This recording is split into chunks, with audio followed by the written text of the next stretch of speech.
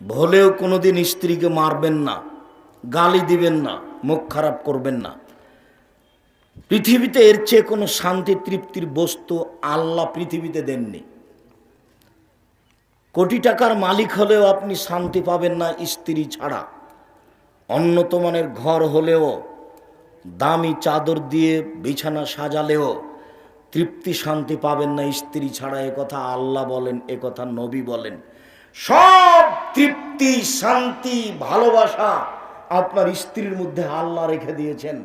অতএব এইটা গালি দিয়ে মেরে এই পরিবেশ নষ্ট করিয়েন না। আল্লাহ রাসূল বলছেন, আরবাতুল্লিস সাদা, চারটা জিনিস আছে যার সুখময় জীবন তার। চারটে জিনিস আছে যার সুখময় জীবন তার। আল্লাহ রাসূল বলছেন, চারটে জিনিস আছে যার সুখময় জীবন তার। এক, আল মারাতুস সলেহা, ভালো স্ত্রী। দুই, আল জারুস সলে, ভালো প্রতিবেশী। তিন, আল মার্কাবুল হানি, একটা ভালো গাড়ি। সাইকেলের যেন চেন না পড়ে, তাহলে ভালো গাড়ি। চার, আল বাইতুল ওয়াসে, প্রশস্ত ঘর। অন্তত মেহমান যেখানে বসে সেইটা যেন প্রশস্ত হয়, 5 জন 10 জন মেহমান যেন বসতে পারে। চারটে জিনিস আছে যার সুখময় জীবন তার। এক, ভালো স্ত্রী। দুই, ভালো প্রতিবেশী। তিন, ভালো গাড়ি। চার, প্রশস্ত ঘর। ভালো স্ত্রী, তিনটা গুণে একজন স্ত্রী ভালো হতে পারে। তিনটা গুণে একজন নারী ভালো হতে পারে। এক, স্বামীর সাথে কথা বললে হাসি মুখে বলে। দুই, স্বামী আদেশ করলে পালন করে। তিন, স্বামী বাড়িতে না থাকলে নিজেকে কন্ট্রোলে রাখে, হেফাজতে রাখে। স্বামী নাই এই সুযোগে মোবাইলে কারো সাথে কথা বলে না। পরহেজগারি তো ওখানে কেটে গেছে, তাহাজ্জুদ ঠিকই পড়ে, বোরকা ঠিকই পড়ে, কিন্তু স্বামী যখন থাকে না তখন মোবাইলে আরেকজনের সাথে কথা বলে। হাজারো লক্ষ কোটি নারীকে মোবাইল ঘায়েল করেছে। তওবা করে এখান থেকে ফিরে আসতে হবে। প্রথম বাক্য মনে রাখতে হবে, দুর্ঘটনা ছাড়া, জরুরি কিছু ছাড়া মোবাইল ব্যবহার করতে হবে না। ওকে ঘৃণা করতে হবে, ও আপনার ভালোর জন্য আসেনি। কিছু ভালো আছে এ কথাই ঠিক, প্রায়াংশ ক্ষতি আছে এ কথাই ঠিক। সম্মানিত দ্বীনি ভাই বোন, বলছিলাম তিনটার ভিত্তিতে একজন নারী ভালো হতে পারে। এক, স্বামীর সাথে কথা বললে হাসি মুখে বলে।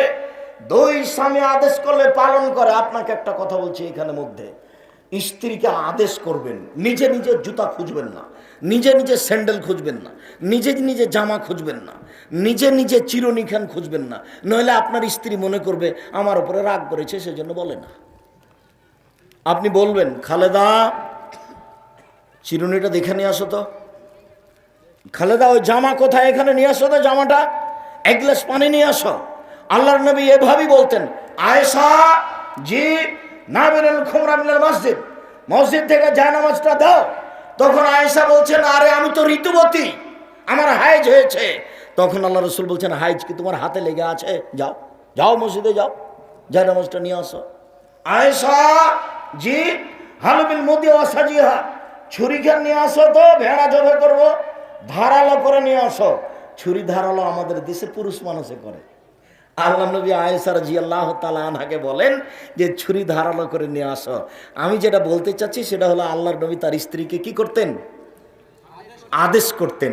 স্ত্রীকে আদেশ করবেন, নাম ধরে বলবেন। যদি নাম ধরে না বলতে পারেন তাহলে বড় ছেলে বড় মেয়ের নামে বলবেন।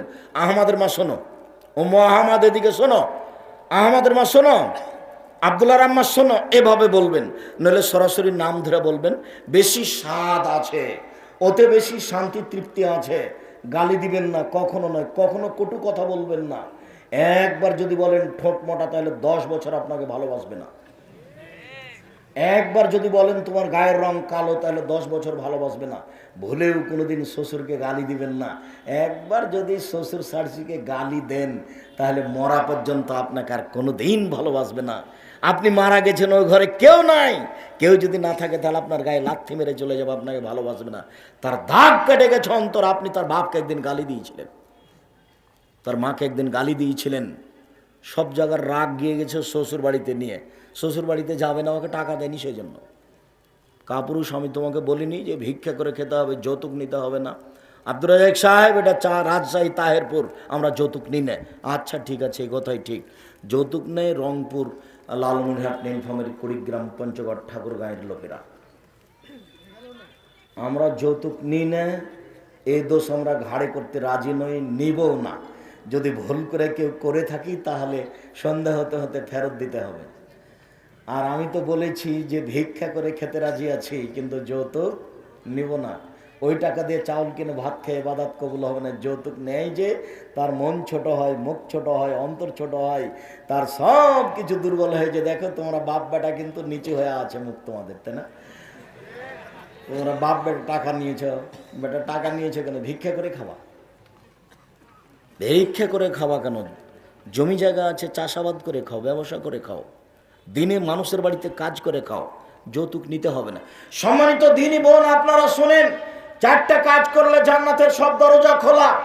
1, 5 ওয়াক্ত সালাত, 2, রমজান মাসে সিয়াম, 3, স্বামীকে মেনে চলা। তিতা লাগলেও মিঠা লাগলেও আপনার স্বামী আপনাকে গালি দেয়, এ কথাই ঠিক। আপনার স্বামী আপনাকে মারে, এ কথাই ঠিক। এরপরে আমি আপনার দিনী ভাই, আপনাকে আমি অনুরোধ জানাচ্ছি, আপনি স্বামীর সাথে কথা বলেন, কষ্ট হলেও তাকে মেনে চলেন, এটাই ভালো হবে। আপনি কথা বন্ধ করে আছেন 1 সপ্তাহ থেকে, 15 দিন থেকে, 1 মাস থেকে, 1 গ্লাস পানি চাইলে পানি নিয়ে সামনে থ্যাকস করে রেখে চলে যান, এটা হবে না। খাওয়ার আপনি মেয়ের হাত দিয়ে পাঠান, ছেলের হাত দিয়ে পাঠান, বোমার হাত দিয়ে পাঠান, আপনি নিজে যান না, আপনার ইবাদত কবুল হবে না, এই কথা আল্লাহর নবী বলেছেন। অতএব আপনি খোলা তালাক করে ভিন্ন হয়ে যান, আর না হলে কষ্ট হলেও তার সাথে চলেন। আমি আপনার দিনী ভাই আপনাকে কষ্ট করে চলার জন্য অনুরোধ জানাচ্ছি।